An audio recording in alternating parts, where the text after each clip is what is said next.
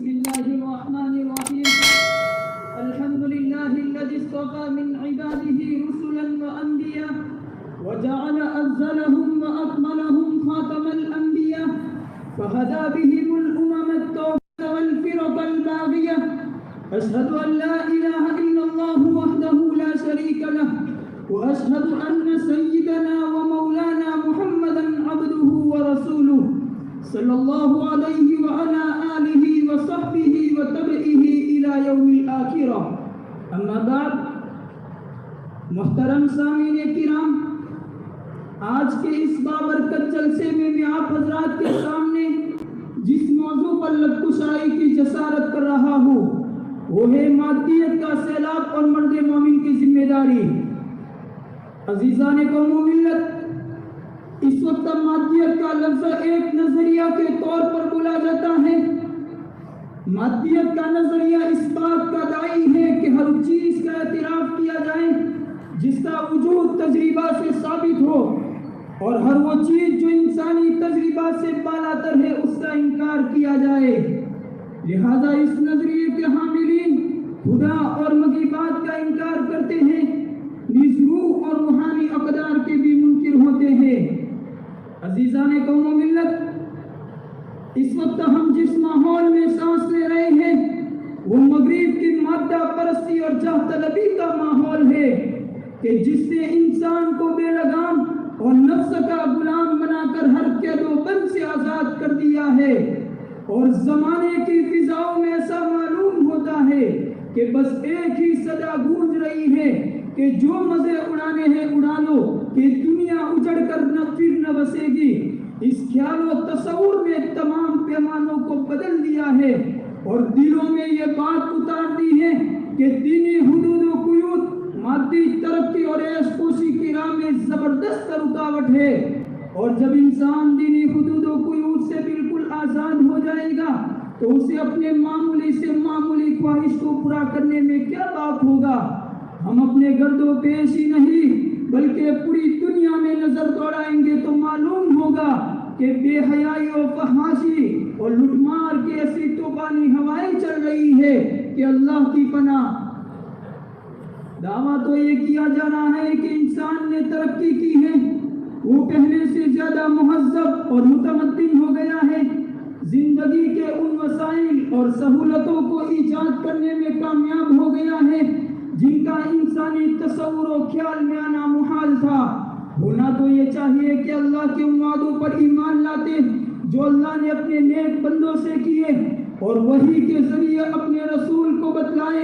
اور رسول خدا صلی اللہ علیہ وسلم نے اس کی تفصیل بیان کی ہے. مگر ان ترقیات کے نشے میں ان حقائق کو سمجھنے کی کوشش ہی نہیں کی، بلکہ ان ترقیات کے فوائد کے سامنے وہ ان دائمی فوائد پر غور کرنے کے ہوش میں ہی نہیں ہے اور اپنے کو مختلف منصوبوں میں کامیاب پا کر مقبول اور برحق سمجھنے لگا ہے. اسی کی طرف غمازی کرتے ہوئے قرآن کریم کی آیت کریمہ کہہ رہی ہے: من کان یرید العاجلۃ عجلنا له فیہا ما نشاء لمن نرید، کہ ہم طالب دنیا کو دنیا دیں گے لیکن یہ ضروری نہیں کہ اتنا دے جتنا وہ چاہے، اور یہ بھی ضروری نہیں کہ ہر چاہنے والے کو دے. اسی لیے آج ہم دنیا میں دیکھتے ہیں کہ کوئی اپنی چاہت میں کامیاب ہوتا ہے تو کوئی ناکام، اور کوئی تو ایسا ناکام ہوتا ہے کہ اس کے پیچھے جان سے ہاتھ دھو بیٹھتا ہے اور وہاں پہنچ جاتا ہے جہاں تلافی کی راہیں بند ہو چکی ہوتی ہے. اسی کا انجام اس دنیا کے بنانے والے کا غضب اور نار کی دائمی سزا ہوگی، جس کو آیت کے دوسرے جز میں یوں بیان کیا: ثم جعلنا له جہنم یصلاها مذموما مدحورا. اس آیت کے دوسرے جز سے بات واضح ہو گئی کہ فوری کامیابی مطلقاً ہرگز خوش کرنے والی نہیں. دیکھنا یہ چاہیے کہ اس کا آخری انجام کیا ہے. اگر اس کا آخری انجام دنیا ہی دنیا تک محدود ہے تو یہ خرابی ہی خرابی ہے. ملت اسلامیہ کے پاسبانوں، مگر آج مسلمانوں میں ایک نیا طبقہ پیدا ہو گیا ہے جو موجودہ مادہ پرست ذہنیت سے متاثر ہو کر اپنے معاملے سے مفاد کے خاطر کھاؤ روپیہ و پیسہ کی شکل میں ہو یا عہدہ و منصب منصب کی صورت میں اپنے دین و ملت کے مفاد کو بھیٹ چڑھا دیتا ہے، جو اس کے ایمان و عقیدہ، دینی و ملی غیرت و حمیت کے سراسر خلاف ہوتا ہے، اور اس سے پوری قوم کو ناقابل تلافی نقصان پہنچتا ہے، کہ جن میں بڑے سوچ سمجھ کر اہل علم و دانش اور بہی خواہان قوم و ملت کے مشورے کے بعد اقدام کی ضرورت ہوتی ہے، اور اس میں کوتاہی سے پوری قوم کو نقصان پہنچتا ہے۔ تاریخ ہمیں بتلاتی ہے کہ جنہوں نے بھی اپنے معمولی سے مفاد کے خاطر قوم و ملت کے مفاد کو نظر انداز کیا ہے، انہوں نے اپنی ذلت و رسوائی کے ساتھ قوم کو بھی بڑے خطرے میں ڈالا ہے۔ آج مسلمانان ہند بڑے خطرات سے دوچار ہیں۔ اس وقت بڑے غور و فکر اور عقل و ہوش سے کام لینے کی ضرورت ہے، بڑے سوچ بوجھ کا مظاہرہ کرنے کی ضرورت ہے، اور یہ بات بھی یاد رکھنی چاہیے کہ قوموں کی زندگیوں میں کچھ ایسے لمحات بھی آتے ہیں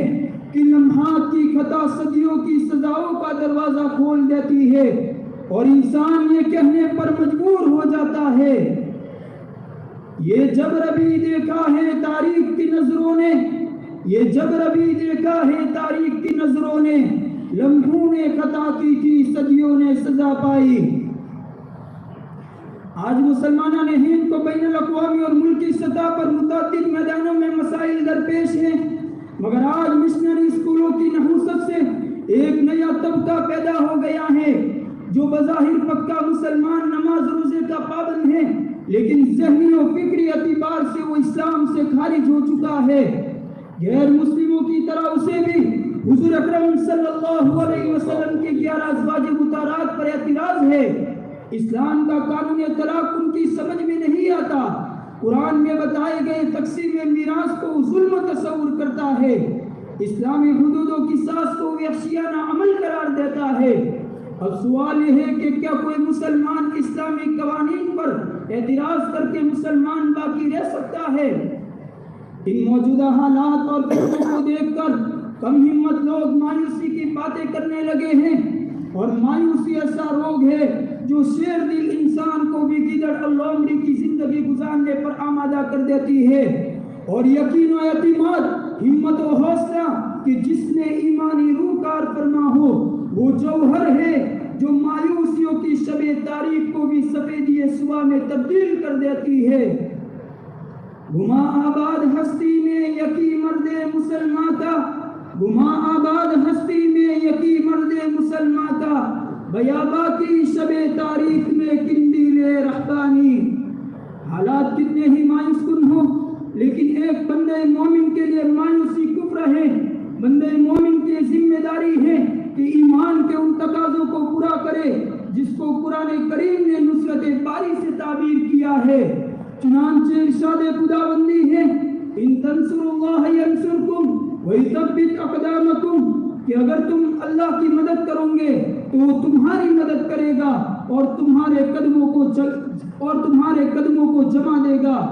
یہ خدائی وعدہ کسی خاص عہدہ کے ساتھ مخصوص نہیں، بلکہ خاص عمل ان تنصر اللہ کے ساتھ مخصوص ہے۔ لہذا جب بھی تم یہ کام کرو گے تو اپنی آنکھوں کے سامنے نصرت باری تعالیٰ کا جلوہ بھی دیکھو گے۔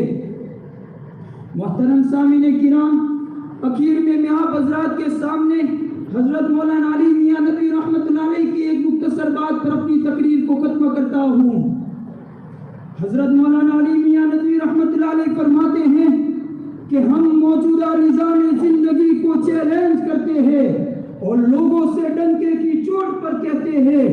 کہ تم دنیا کو جتنا بلند سمجھتے ہو وہ اتنی ہی پست ہے،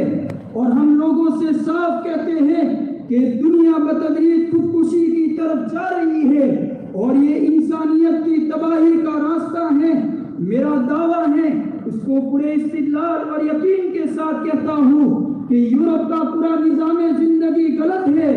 دنیا کی نجات پیغمبروں ہی کے راستے میں ہے، اور اس وقت دنیا کو خدا پر یقین، خدا سے خوف اور دوسری زندگی پر ایمان اور رسولوں کی رسالت کے اقرار کے سوا کوئی چارہ کار نہیں۔ یہی ہماری دعوت ہے اور یہی ہمارا پیغام ہے۔ یقین محکم عمل پہ ہم محبت پاتی ہے عالم، یکی محکم عمل پہ ہم محبت قاتل عالم، جہاد زندگانی میں ہے یہ مرغوب کی شمشیر ہے۔ وآخر دعوانا الحمد للہ رب العالمین۔